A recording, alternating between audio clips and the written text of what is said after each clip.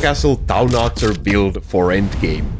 Fine, you win, I will give it a go. This is the most recent change for my main account's waving build. As you can see above or behind me, I now have the Town Archers equipped, so I have said bye-bye to the cannons and the lightning cannon, and I have placed in the Town Archers.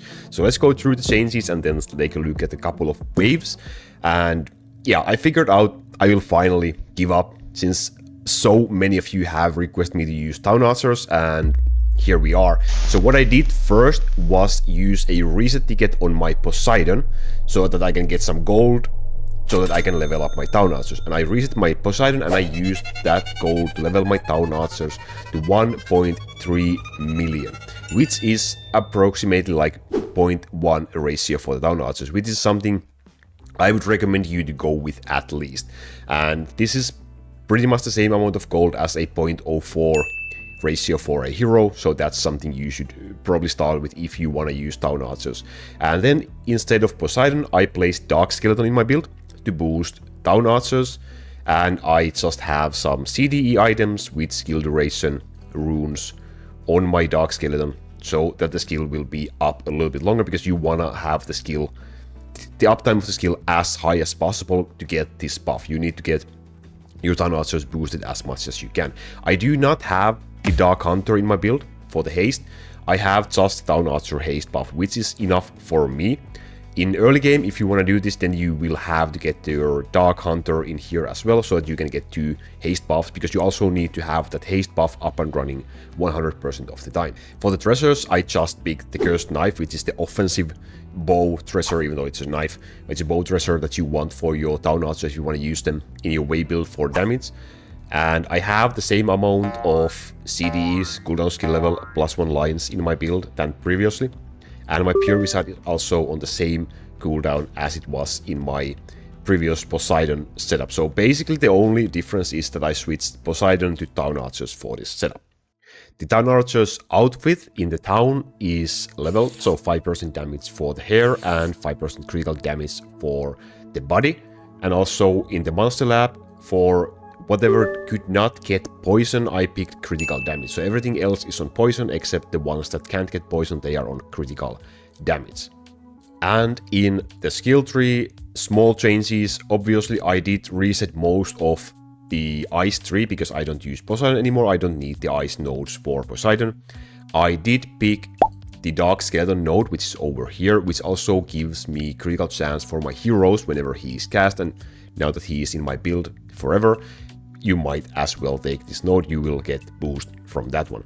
I did pick some increased frozen duration, because I have too many points basically at this point for this setup, so that could be sacrificed. But in here, the most important thing, of course, the Town Archer section, so I did pick the damage property node, and also attack speed and critical damage property node, so that my items will actually do something. And of course, the orb slot is activated, and also the E-item node is activated. Finally, in the physical tree, I picked the haste duration +1 second node. So this will give my Town Archers haste buff +1 second, so it lasts for 6 seconds instead of 5, which is something you really want, especially now that I don't have Dark Hunter in the build. Other than that, it's mostly the same setup that I've been running previously. I did get the fire skill tree attack speed node, so that I can use the fire slingers for a little bit more attack speed, but that's pretty much the change. I have a few extra points basically at this point, so I could run this with fewer points as well. But this is how it's currently looking like. Not many changes apart from those. And then the exciting question of what my Town Archers are currently using. So let's take a look at Town Archer items. I did hunt for 2 more Town Archer runes so that I could use E-tier items on my Town Archers. And the bow currently looks like this. So there's a critical damage line, there's a non-elemental damage line, flying damage line, cooldown skill level +1 yellow line, which I absolutely want for my build. And of course the Town Archer rune, so that I actually use this item, and also a non-elemental damage 4.9% rune. I could use attack speed rune instead of this rune as well, it would work quite similarly, but I have these runes saved up, so I want to use them in my Town Archers in this case. The flying damage line in here is useless. It does not benefit the Town Archers at all. However, I did not have a bow that would have 3 useful lines and a CDE line. So I had to make a compromise and get 2 useful lines and a CDE line. So there's room for improvement. I could get an item that would have another critical damage or non-elemental damage line, or even attack speed line would be an improvement instead of the flying damage. But hey, this should be enough. And in the accessory, we have quite similar situations. So we have 2 critical damage lines in here, and then we have a cooldown line which does work on the town archers. However, it doesn't really do anything for me. It doesn't really help me at all. It does affect them, but yeah, that's about it. And then there's a CDE line again, and same thing in here, the town archer rune, and same 4.9% non-elemental damage rune. So in here as well, there's 1 line that could be improved in the future, but for now these should be enough. At least I do hope so. And for the orb, I'm running the Orb of Power, which is a solid pick, I believe, for the town archer when you are using them for damage. So these are the items that I'm currently using. So maybe in the future I can get perfect items and then I have to hunt for another set of town archer runes, but hey, we will see, we will see. So let's go take a look at a couple of waves and see how this build is running. Okay, here we go. I did disable my webcam so that you can actually see the town archers doing stuff, and also reduce any potential lag from the webcam while recording, so we can actually see a proper waves instead of some lag influenced hot mess if that would happen. So that's just to avoid that. There's the first wave. Let's do a couple of these and see what kind of waves are we getting. I don't know the wave speed for this setup yet. I just literally set this up before starting to record this one. So I will have to keep running this for a while and also see how it runs on my phone. Hopefully it doesn't make my phone explode. I would say there's a little bit more lag than in the non-town archer build. I can already see it in here, but it seems to be running. That was a pretty decent wave. It seems to be running quite well. Now my build is currently basically like a poison plus lightning plus town archer build in here that you can see. You could kinda run a town archer endgame build with more lightning based variation as well.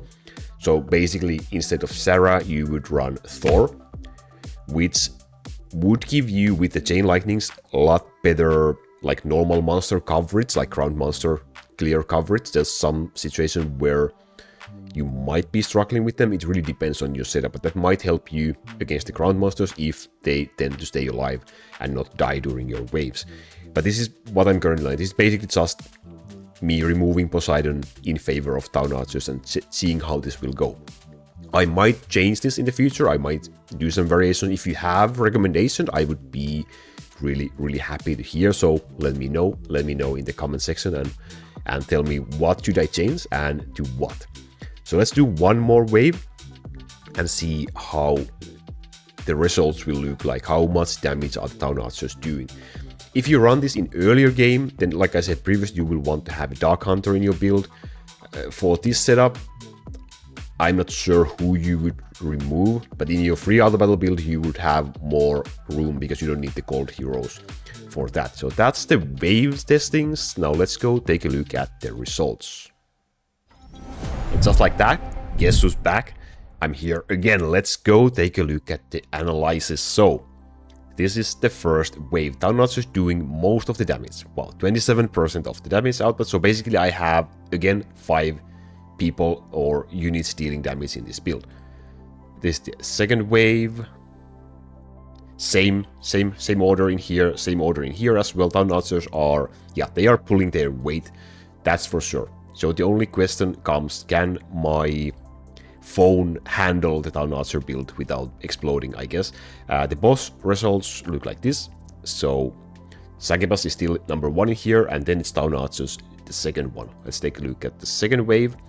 So same in here, town archers at the second place, Succubus still at number 1 position.